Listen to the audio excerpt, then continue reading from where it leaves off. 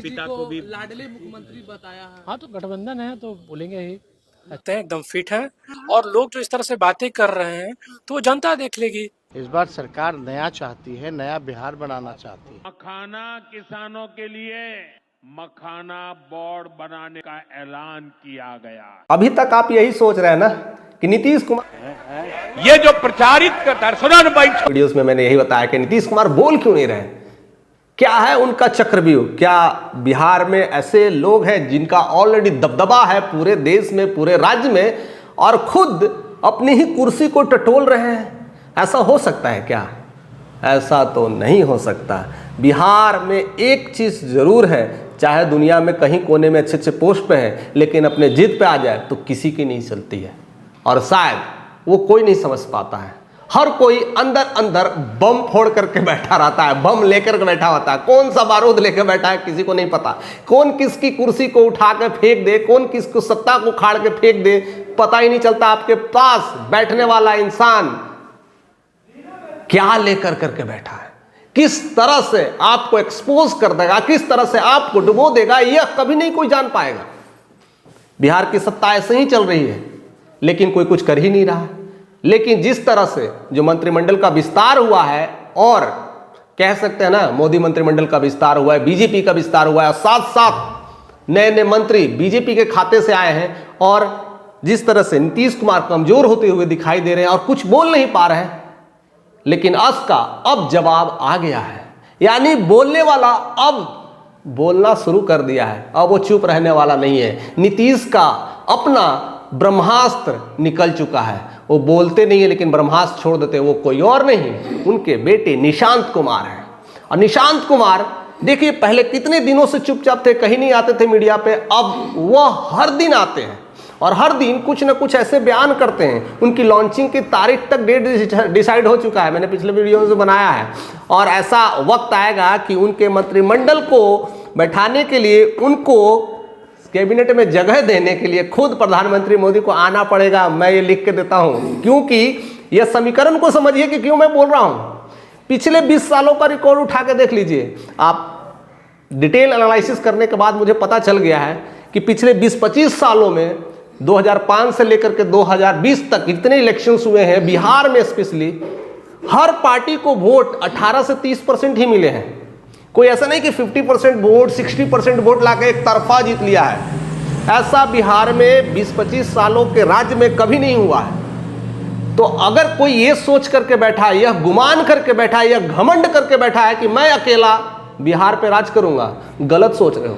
देख लो हिस्ट्री उठा करके, देख लो तस्वीरें उठा करके। बिहार के लोग को पढ़ना पड़ेगा, और इसके लिए कहीं ना कहीं नीतीश कुमार पढ़ के बैठे हुए हैं। कहते हैं ना, पढ़ के पंडित हो गए हैं। और जिस जगह में रहता है, जिस लोकल राज्य में रहता है, जिस अपनों के साथ रहता है, उनको पढ़ना नीतीश कुमार भली भांति समझते हैं, और वो पढ़ कर करके कब का ग्रंथ लिख चुके हैं। इस बात को उन्हें समझ है, बाकी पार्टियों को हो या ना हो।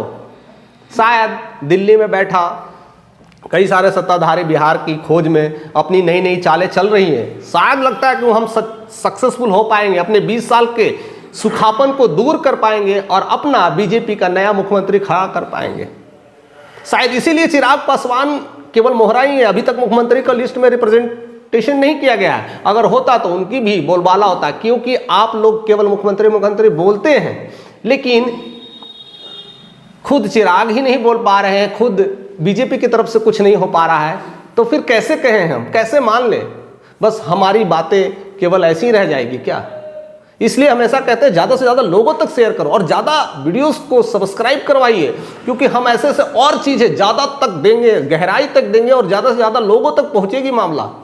बिहार का मतलब को समझना है, खेल को समझना है, और उस खेल को समझने में आप ही हैं हमारे साथ, और कोई नहीं है।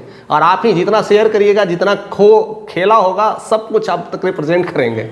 अब देखिए कैसा खेला है। पिछले 20 सालों का रिकॉर्ड मैंने देखा, और उस रिकॉर्ड के माध्यम से मुझे पता चलता है कि हर पार्टी को 18 से 25% से ज़्यादा वोट नहीं मिला है। कई बार नीतीश का उतार चढ़ा हुआ है, 18%, 20%, 22%, लास्टली 24-25% तक ही गया है। लेकिन देख लीजिए सरकार किसकी बन रही है, नीतीश कुमार ही पिछले 20 सालों से बरकरार है। क्यों? क्योंकि भैया देखिए क्लियर है, अगर हम बात करते हैं कि 100% सीट लाना है तो 100% में अगर हमको बहुमत चाहिए तो 50+ चाहिए, और वो अकेला कोई नहीं ला सकता। ना आरजेडी की औकात है ना बीजेपी की औकात है। भला ही 90 सीट ला ले, कोई 50 सीट ला रहे, कोई 43 सीट ला रहे, और ऐसा चीज़ें चल रहा है। उलट फेर सीट की हो रही है, लेकिन अगर परसेंटेज ऑफ वोट की बात करें उसमें ज़्यादा चेंजेस नहीं हो रहा है। 30% में ही आप अटक जा रहे हैं। अगर बीजेपी मान लिया 100 सीट भी ला ले तो क्या सरकार बना पाएगी? दूसरी पार्टी की जरूरत पड़ेगी ही पड़ेगी। और इस खेल को कहीं ना कहीं समझ चुके हैं नीतीश कुमार। तो यानी मामला फंस रहा है, सरकार बनाने के लिए दो पार्टियों को मिलना ही पड़ेगा, चाहे वो आरजेडी से मिल जाए चाहे वो बीजेपी से मिल जाए। अब नीतीश इस मामले में खिलाड़ी है, उसको समझ में आता है। तो नीतीश तो नहीं बोल रहे हैं, लेकिन उनके बेटे निशांत कुमार पूरी तरह से सक्रिय हो चुके हैं। कहते हैं 122 सीट की हमने मांग की है, उसको तो अभी तक ठुकरा रहे हैं, कुछ तो कह नहीं रहे हैं। दूसरी चीज, जितने भी हमारे इस मंत्रिमंडल में लोग शपथ ग्रहण कर रहे हैं, जो भी कर रहे हैं, हमारे मंत्रिमंडल के लोग हैं, चाहे वो जेडीयू के हैं चाहे बीजेपी के हैं, हमारे एनडीए घटक दल के ही आदमी हैं। आप अनाउंस क्यों नहीं करते हैं कि मुख्यमंत्री नीतीश जी ही रहेंगे, हमारे पिताश्री ही रहेंगे, और इन्हीं के कार्यकाल में ही सपना पूरा हो सकता है और डबल इंजन की सरकार बहुत कुछ कर पाएगी बिहार में। इसलिए एक बार फिर मौका दीजिए, एक बार फिर बोलिए, नीतीश कुमार आएंगे, नीतीश कुमार आएंगे। और देखिए सबसे बड़ी बात है कि पोस्टर जो लगा है, बिहार करे पुकार आइए निशांत कुमार, यानी निशांत कुमार की चर्चा बहुत तेज गति से पकड़ रही है। हर जगह पोस्टर्स लग रहे हैं। क्यों सक्रिय हैं? और तेजस्वी अपने को कहते हैं भाई कहते हैं, और कहते हैं कि उनका वेलकम है। यानी उन्हें भी ये पता है कि अगर बिहार में सरकार बनाना है तो दो पार्टियां चाहिए ही चाहिए, और दो पार्टियों में कोई और नहीं, यही तीन पार्टियां मजबूत है, चाहे वो आरजेडी हो, चाहे वो नीतीश हो, चाहे वो बीजेपी के हो। यही तीनों में त्रिकोणीय श्रृंखला चलती है। बाकी तो कहते हैं ना, दाल भात के साथ वो जोरन का काम करता है, वो तड़का का काम करता है, और बाकी छोटी छोटी पार्टियां ऐसे ही तड़के का काम कर रही है। अब उसमें जिस तरह से चिराग पासवान अपनी सीमा को लांग करके एक हनुमान की तरह छलांग मार रहे हैं, वो कितना सत्य है, कितना आगे तक जा पाएंगे, ये तो धरातल पे समय ही बतला पाएगा। उनकी लोकप्रियता में मैं डाउट नहीं कर रहा हूँ, वो करेंगे, अच्छा कर रहे हैं, लेकिन बिहार के समीकरण को भी समझना है, बिहार के लोगों को भी समझना है। हम केवल उसके स्मार्टनेस को लेकर के, उनके लोकप्रियता को लेकर के, उनके इस विचारधारा को लेकर के ही हम आगे नहीं बढ़ सकते हैं। बढ़ना होगा तो बहुत सारे चीज़ों को हमें ध्यान में रखना होगा, और उसमें कहीं ना कहीं अभी लाइट में तो है, लेकिन मैं हमेशा कहता हूँ चिराग पासवान को पूरी धड़ाधड़ रैली करना पड़ेगा, और बिहार में जो त्रिकोणीय श्रृंखला है उसको तोड़ कर करके अपना एक ब्रह्मास्त्र स्थापित करना पड़ेगा। क्या वो कर पाएंगे? अगर कर पाएंगे तो आप इतना कमेंट करिए कि इस बात को वहाँ तक पहुँच जाए, और वहाँ तक शेयर करते रहिए, क्योंकि अगर इस त्रिकोणीय श्रृंखला को कोई तोड़ सकता है तो एक वही है चिराग पासवान, जो अभी हावी हो पड़े हैं। लगता है कि वो हनुमान ही है जो लंका को जला करके एक नई राज्य, या कह सकते हैं नई राज मुकुट पहन कर करके बिहार को एक नए सैलाब से निकालेंगे, या फिर इसी तरह का यह समीकरण चलते रहेगा।